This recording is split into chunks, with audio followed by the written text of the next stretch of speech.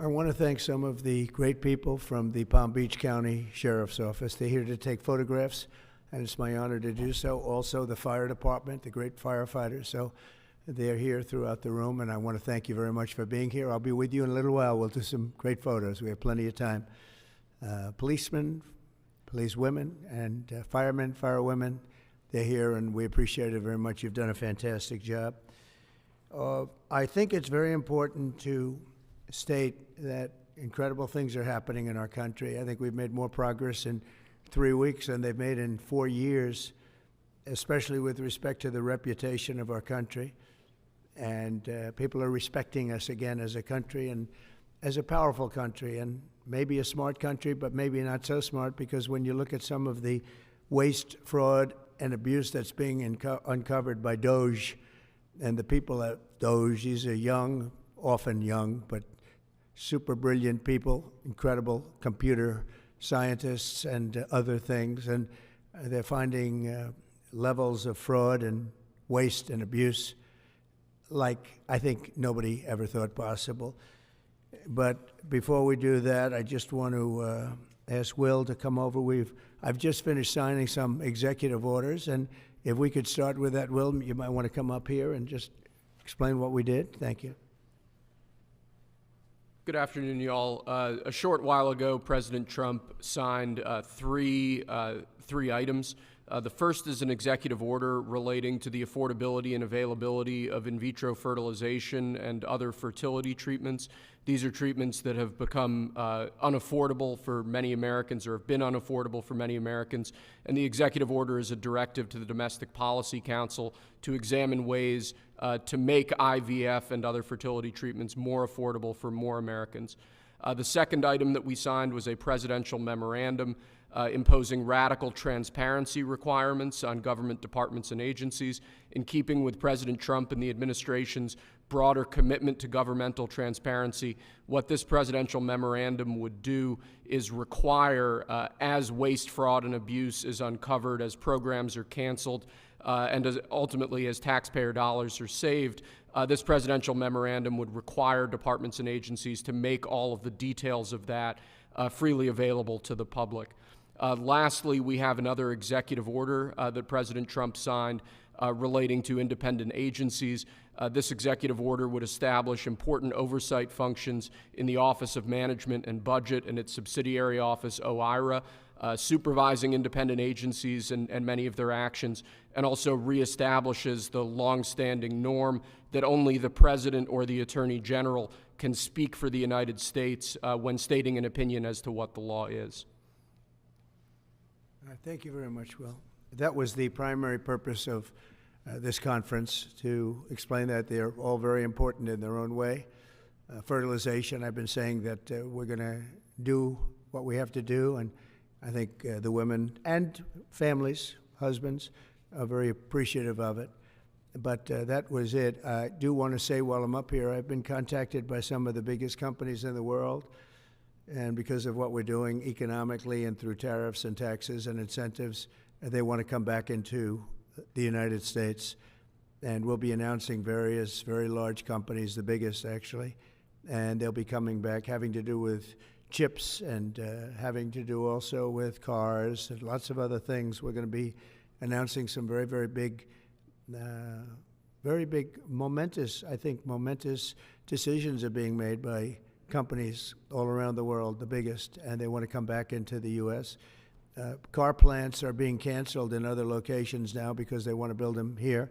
And you read about a couple, not that I want to mention names or anything, but you read about a couple of big ones in Mexico just got canceled because they're going to be building them in the United States. And that's very simply because of what we're doing with respect to taxes, tariffs, and incentives. And I think it's a very important thing. And you'll be seeing this over the next probably over the next 2 years, to be honest, but you're going to see a lot of it over the next couple of weeks. A lot of big ones are going to be announcing. And so while we're here, I guess we can take a couple of quick questions. Go ahead, please. Please. Mr. President, have you decided specifically what the auto tariff rate should be? Yeah, I probably will tell you that on April 2nd, but it'll be in the neighborhood of 25%. What about the semiconductor semiconductors and pharmaceuticals? It'll be 25% and higher, and it'll go very substantially higher over a course of a year. But we want to give them time to come in because, as you know, when they come into the United States and they have their plant or factory here, there is no tariff. So we want to give them a little bit of a chance. Yes, thank you. The EU, I'm sorry, Andrea Shalal, the EU representative is going to be here in Washington next week. I'm sorry, tomorrow. He's going to be meeting with Hassett and Greer and Letnick. What can the EU do to sort of avoid the reciprocal tariffs that you've talked about? And, you know, you've talked a lot about the VAT. Do you expect them to reduce that? Well, they did already, as I understand it, reduce their car tariff all the way down to what we have. And a lot of that will take place, and I think some won't do it and some will do it. But the EU had a 10% tax on cars, and now they have a 2.5% tax, which is the exact same as us. So already we've saved a tremendous amount. That would be great. If everybody would do that, then we'd all be on the same playing field. Because essentially what we're doing with the tariffs is, you know, they charge us, we charge them, same amount. And it's called reciprocal, actually. And whatever they charge us, we're charging them. And so the EU is, you know, I appreciate that they did this, but, you know, the EU has been very unfair to us. We have a deficit of $350 billion. They don't take our cars. They don't take our farm products. They don't take almost anything. They take very little.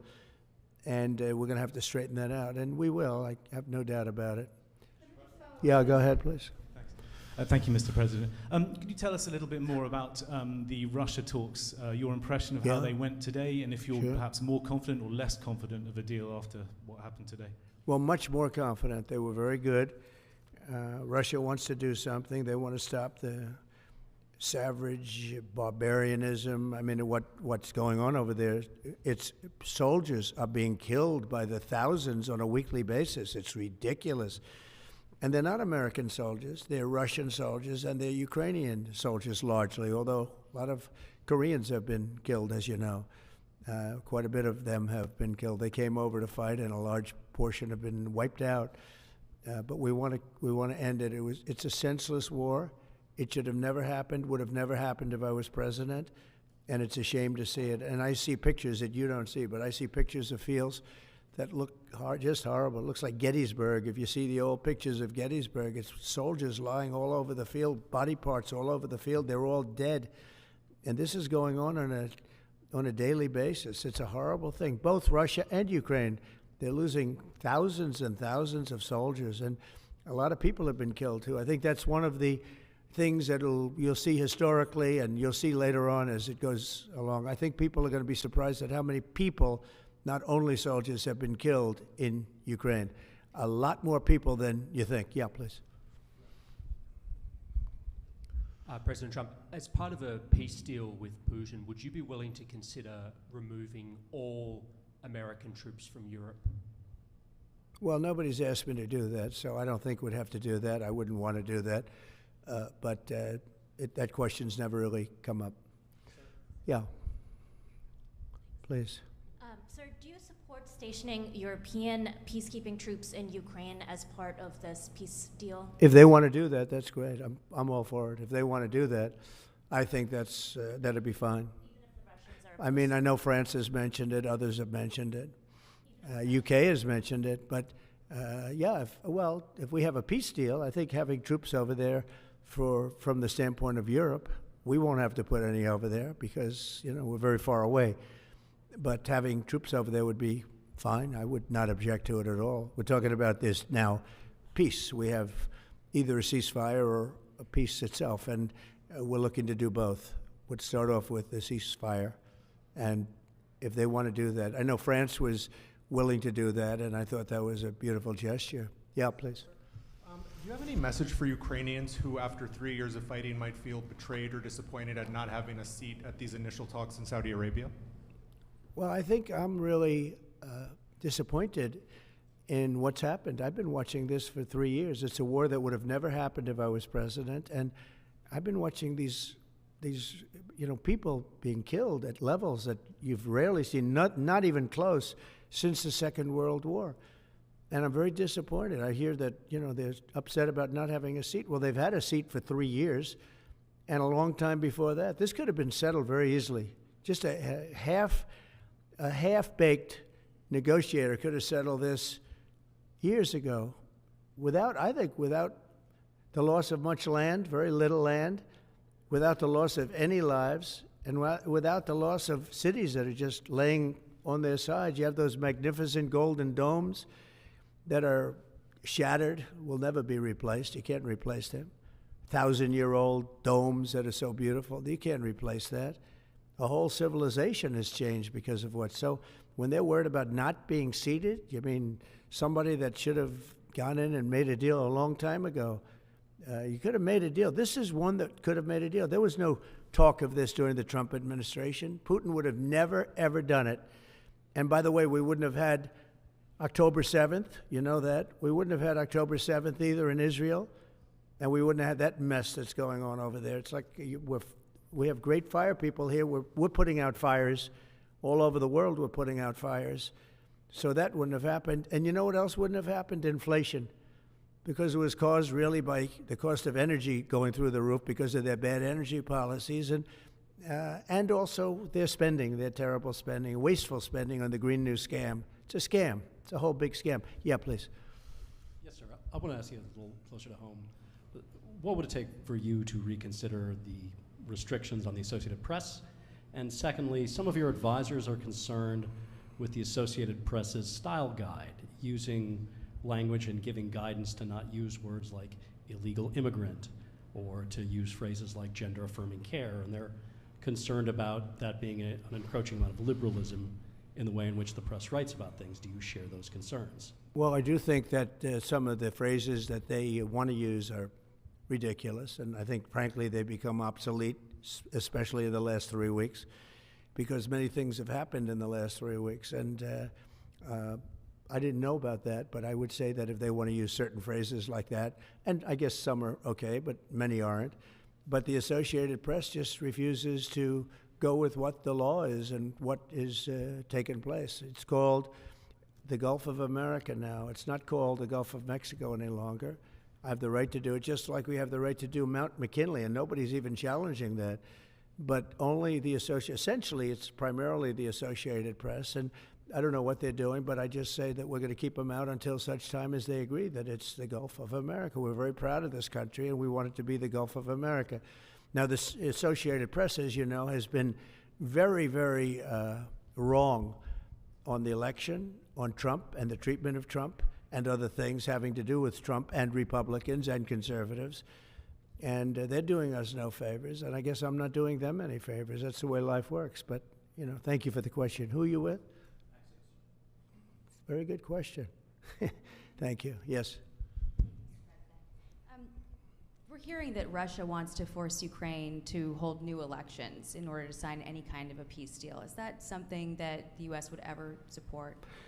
Well, we have a situation where we haven't had elections in Ukraine, where we have martial law, essentially martial law in Ukraine, where the leader in Ukraine, I mean, I hate to say it, but he's down at 4% approval rating, and where a country has been blown to smithereens. You got most of the cities are laying on their sides. The buildings are collapsed. It looks like a massive demolition site.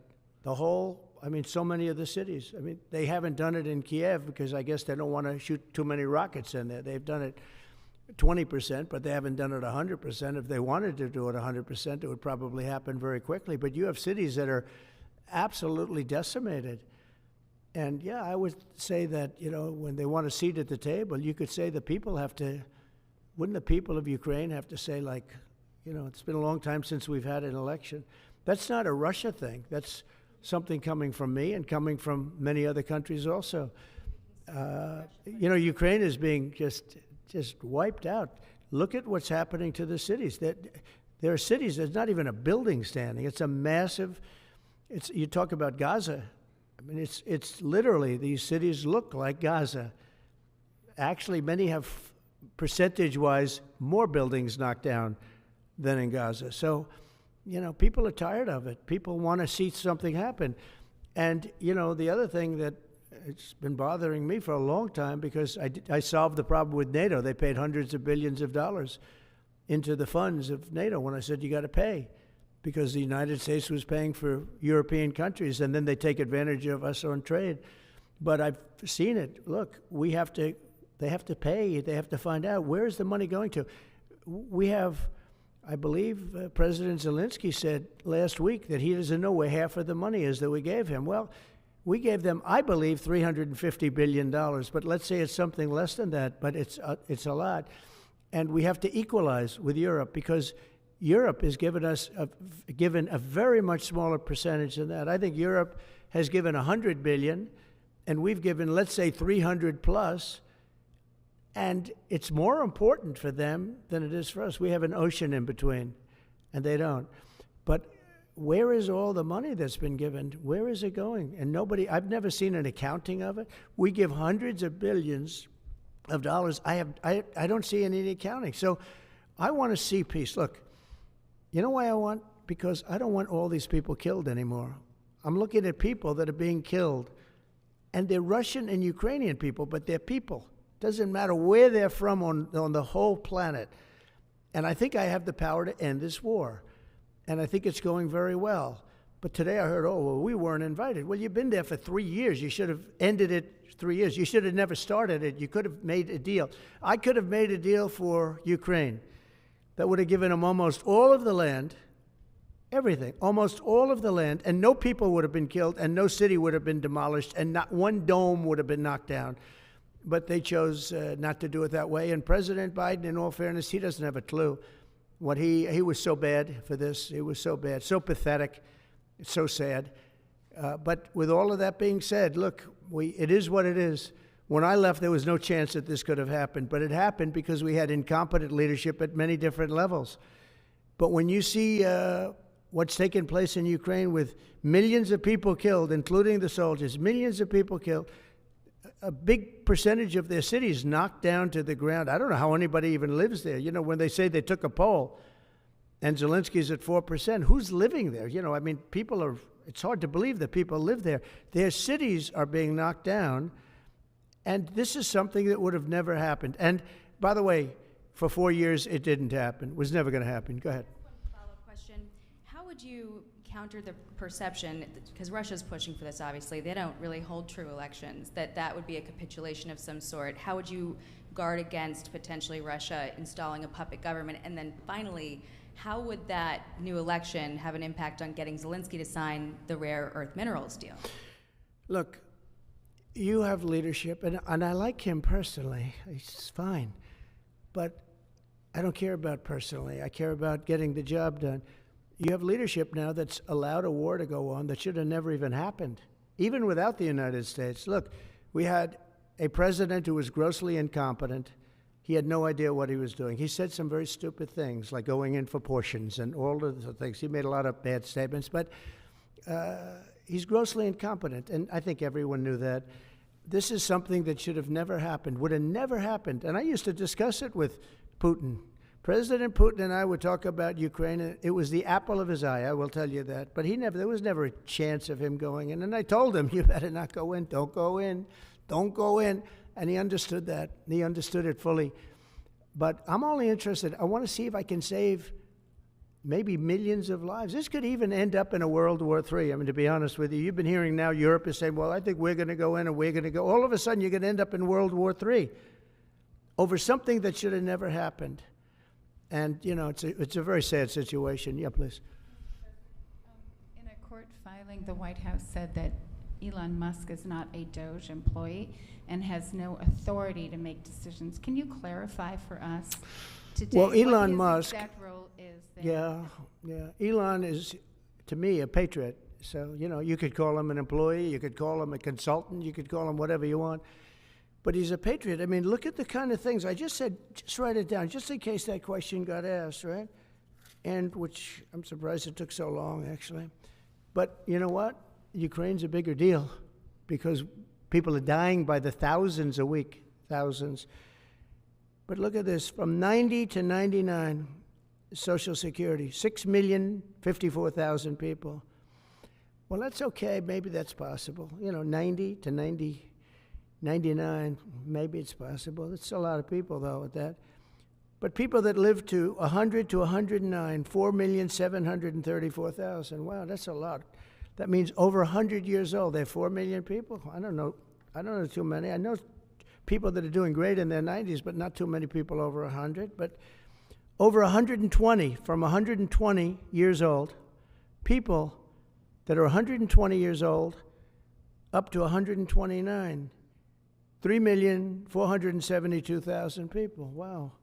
You know that can't possibly be, because the record is like, I think it's one person, a woman, lived to 127, but they have 3,472. Okay, but now we're going really in. People from 130 years old to 139-year-old, 3,936,000. Wow. I wonder if people are getting paid with all this. I mean, are these checks? And that's what we're checking right now. People from 140 years old to 149 years old, 3,542,000, 140 years old and beyond. Now we're really going, because we're looking to break the record by 25 years. People from 150 years old to 159 years old, 1,345,000. These are in the, by the way, these are in the computer files. This is what they do well. They're super. I asked Elon, who are these Doge people? He said they're super brilliant computer people and they love the country. It's simple. Wait a minute. People from 160 years old to 169 years, 121,000. So 160-year-old people. 170 to 179,000, 6,087. But now, let's go into the real numbers. From 200 to 209 years old, 879 people. From 210 years old, I haven't met any of them. And if I did, I would bless them. I would worship the ground they walk on. 210 to 219 years, 866. From 220 years old to 229 years old, 1,039. And then you have two people, from 240 years old to 249 years old, one person. And there's one person that's 360 years old. That's just that. And then, where's the money being spent, right? Let's go into that for just a second. $520 million for a consultant on the environment. It's called Environmental, Social, and Governance. Investments in Africa and mobilize private sector resources. $520 million. Somebody got $520 million for an environmental, sounds like an environmental study. I've always been one that paid a lot of money for my environmental studies, but I paid like $50,000, not $520 million. $520 million for ESG. $25 million to promote biodiversity, conservation, and promote licit livelihoods by developing socially responsible behavior in the country of Colombia. Well, it's nice, $25 million to go into Colombia for something that nobody ever heard of.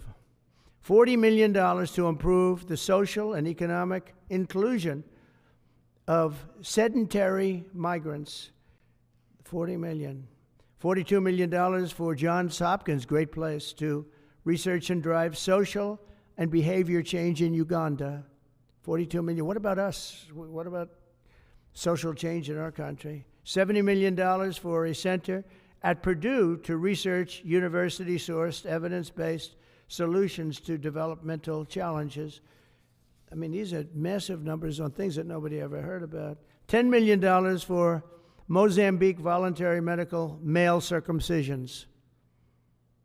$10 million for circumcisions in another country.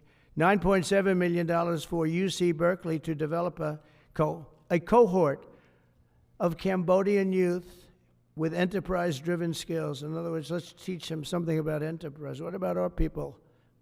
Can't we teach them about enterprise? $2.3 million for strengthening independent voices in Cambodia. $32 million to the Prague Civil Society Center, which is a very liberal group of people. Wonder how much of that money came back to the people that approved it. $14 million for improving public procurement in Serbia. $486 million to the Consortium for Elections and Political Process Strengthening, including $22 million for inclusive and participatory political process in Moldova, and $21 million for voter turnout in India. Well, why are we giving $21 million to India? They got a lot of money. They're one of the highest taxing countries in the world in terms of us. We can hardly get in there because their tariffs are so high. I have a lot of respect for India. I have a lot of respect for the Prime Minister. He just left, as you know, 2 days ago. But we're giving $21 million for voter turnout. It's voter turnout in India. What about, like, voter turnout here? Oh, we've done that, I guess. We did 500 million, didn't we? It's called the lockboxes. $20 million for fiscal federalism in Nepal. Listen to these numbers. This is all fraud. $19 million for biodiversity conservation in Nepal. $1.5 million for voter confidence. We want to give them confidence in Liberia. $14 million for social cohesion in Mali.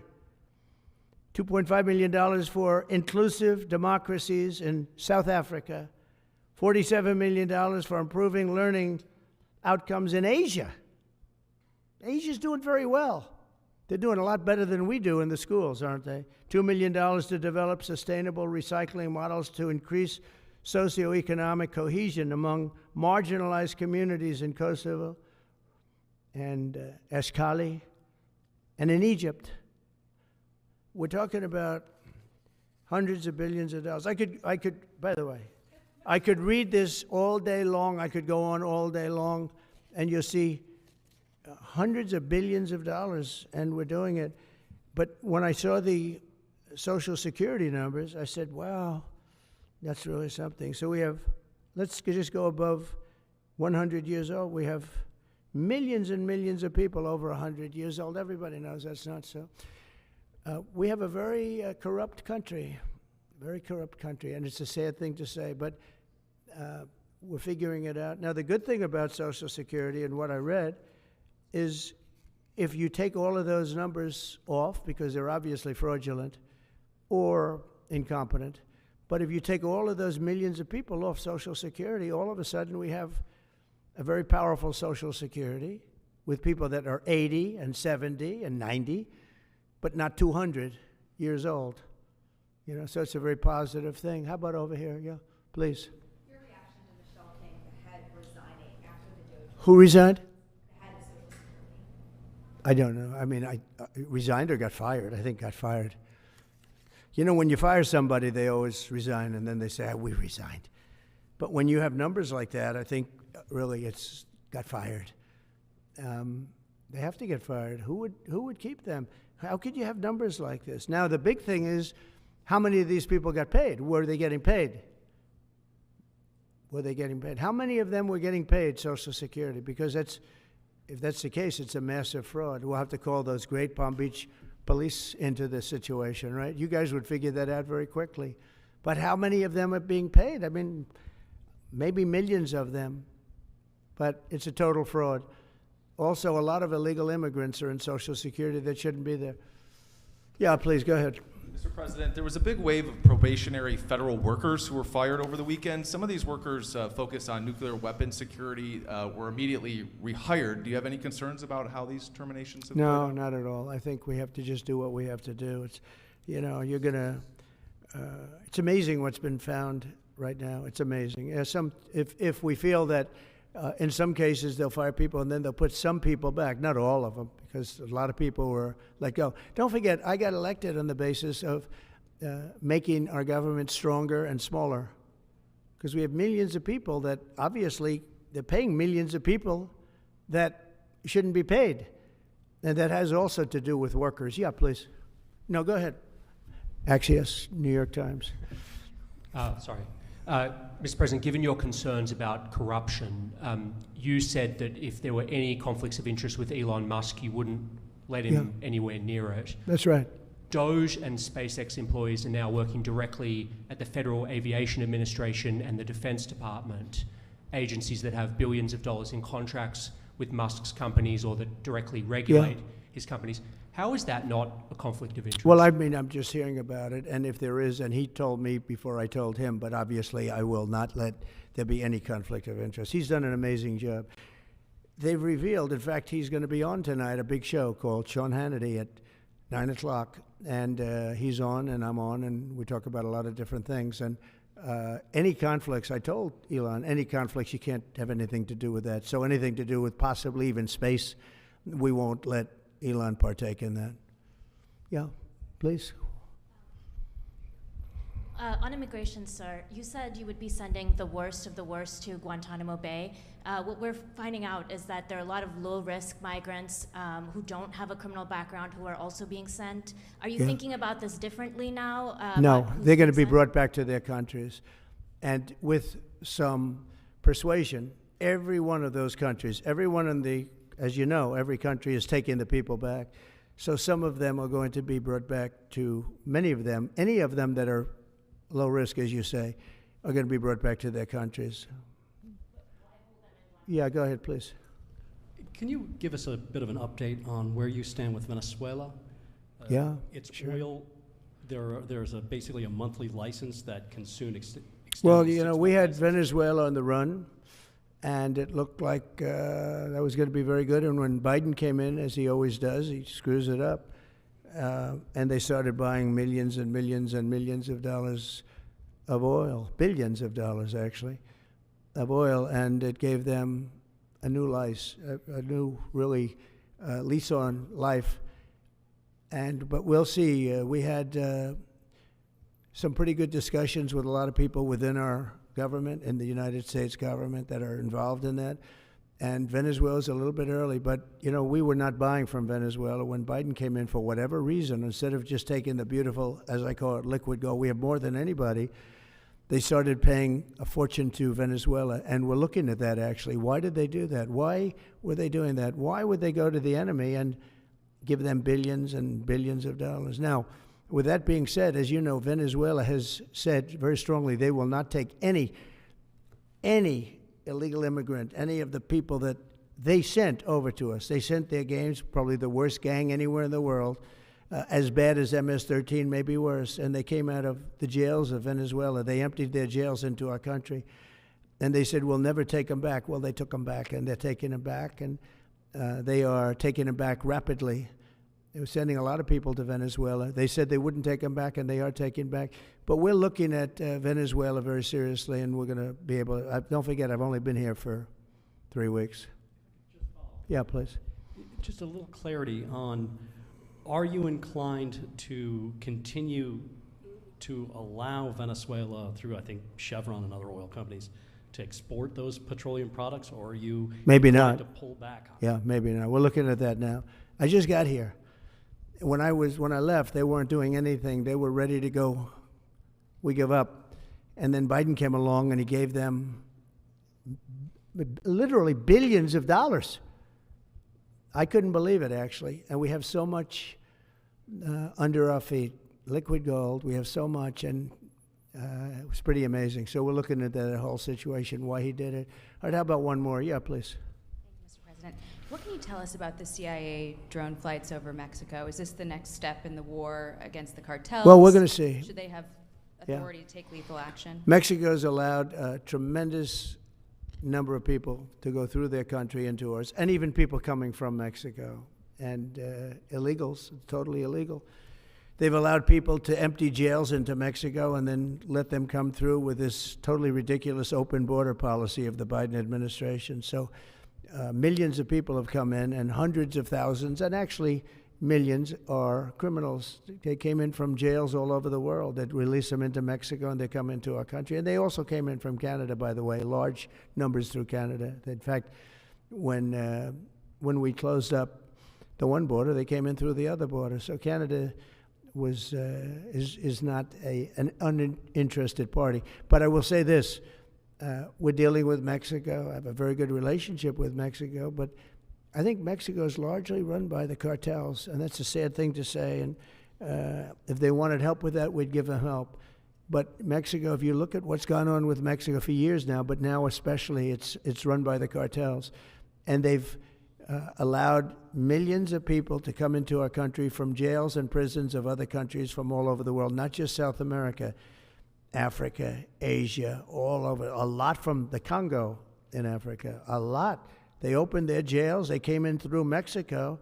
And we have some of the worst criminals coming in from the Congo and other places. So it's not just South America, and it's not just Venezuela, but they opened their jails. And you know the crime rates in Venezuela and other places all over the world has gone way down. You know why? Because they've given us their prisoners, they've given us their drug lords and their gang members, and it's hard to believe that we accepted this. It's hard to believe that we allowed open borders, and we're taking in, hundreds of thousands and millions of people coming in from all over the world that are absolute stone-cold criminals. In fact, 11,088 murderers, and many of those people have murdered more than one person. Why are they giving us these people, and why are we taking these people under Biden? You had a border czar that never went to the border. Happened to be a vice president, never went to the border, never called the border people. I call them all the time. I speak to them all the time. But here's the good news. We have the most secure border we've ever had right now. As secure and even more secure than I had it 4 years ago. And the Border Patrol's doing incredible. ICE is doing incredible. Tom Homan's unbelievable, and Kristi Noem has been just working very, very hard, very, very hard. And we have the best numbers we've ever had, and we're going to keep it that way. And we're going to find out how a thing like this could have happened to our country, because who would allow this to happen? What they've done to our country is so sad. Thank you very much. Thank you. Thank